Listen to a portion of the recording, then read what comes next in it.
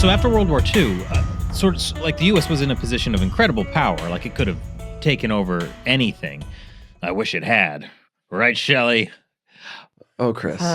But instead, it used its naval power to sort of secure global trade routes. And this was a great benefit to lots of countries all over the world. Did I hit you too hard? A little bit. Okay.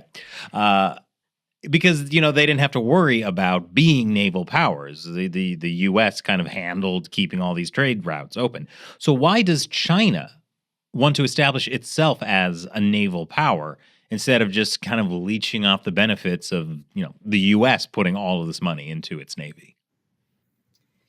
Yeah, that's a great question.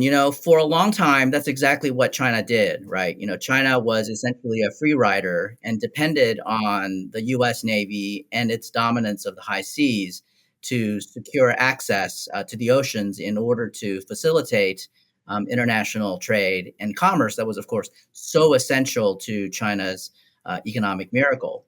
But in the early 2000s, there was a real shift in attitude among Chinese decision makers that you can tell from a lot of the writings by Chinese strategists that began to argue that no self-respecting great power like China should ever depend on the goodwill of another, what it considered to be a fickle great power like the United States to determine China's destiny. And so therefore, China needed to have its own independent seagoing capability to have access to the seas to continue its economic growth. And so we saw then a significant increase in China's power projection capabilities that arguably began in the 1990s and really accelerated through the 2000s. We now see China having the largest navy in the world. But it's also informed by what has been called China's sea lane insecurity. This idea that China does not want to be held hostage by an external power that could potentially conduct a distant blockade against China, say over a war over Taiwan, and therefore choke off China's access to maritime trade. And of course, the main power that China is most concerned about is the United States and the U.S. ability to conduct such a distant blockade. And then thirdly, I think probably the most immediate driver of China's seaward turn is Taiwan and its other territorial disputes, because obviously Taiwan's an island.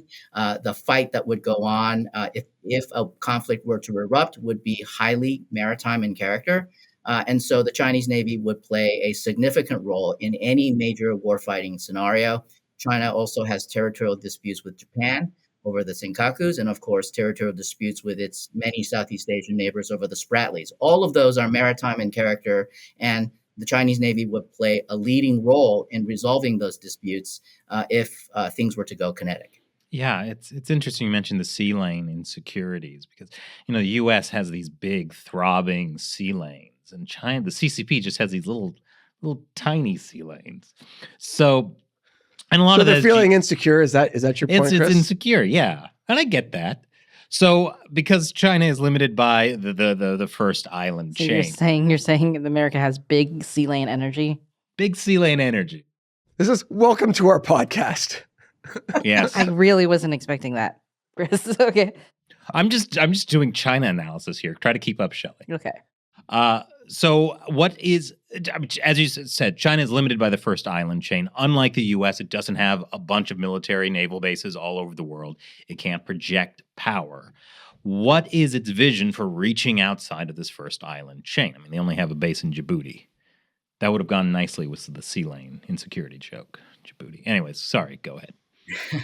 So I think China's sea lane insecurity is driven, as you mentioned, by its maritime geography. Chinese strategists frequently describe China's immediate maritime periphery as among the most unfavorable among the great powers.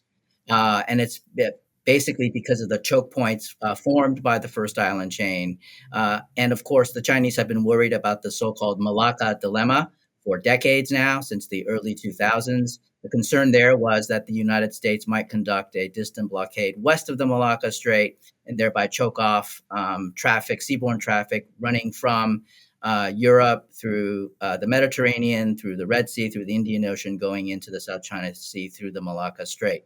And so China needs to develop naval capabilities in order to counter, to hedge against this kind of a distant blockade. Now, while it's true that China only has a major naval base in Djibouti up to now, we know from various reporting, including the Pentagon's annual military report, that China has been prospecting for major naval bases and facilities all along the Indian Ocean littorals and beyond. And so it's not inconceivable in the future that China could have a more sizable and even permanent forward presence in bodies of water beyond the so-called near seas. And so we ought to be prepared for that future, especially given China's rapid naval modernization, something that people, really downplayed and really refused to reckon with the possibility that China would become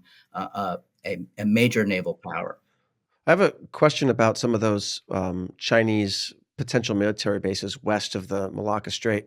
So China has, I guess they call them civilian themed ports they've got one in Myanmar, one in Bangladesh, one in Guadalport in Pakistan, and they may be developing one in the Maldives. How militarized are those, or how easy is it for them to fully militarize them the way they have an actual military base in Djibouti?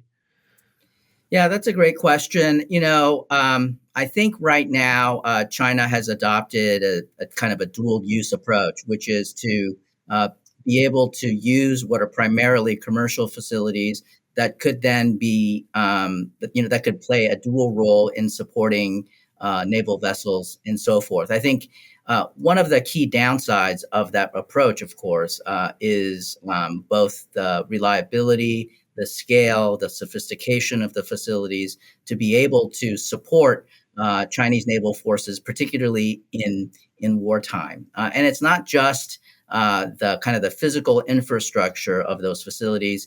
I think one of the key stumbling blocks for China, of course, is the political reliability of the host nations. So by contrast, if you look at U.S. forward bases in the Western Pacific, they are based with our close formal allies, where we have formal military relationships, where we've had a long-standing military footprint, a sophisticated base with local shipyard workers, working on base, having a long-established relationship, but also importantly, having the political will to stand with the United States should crisis or conflict break out.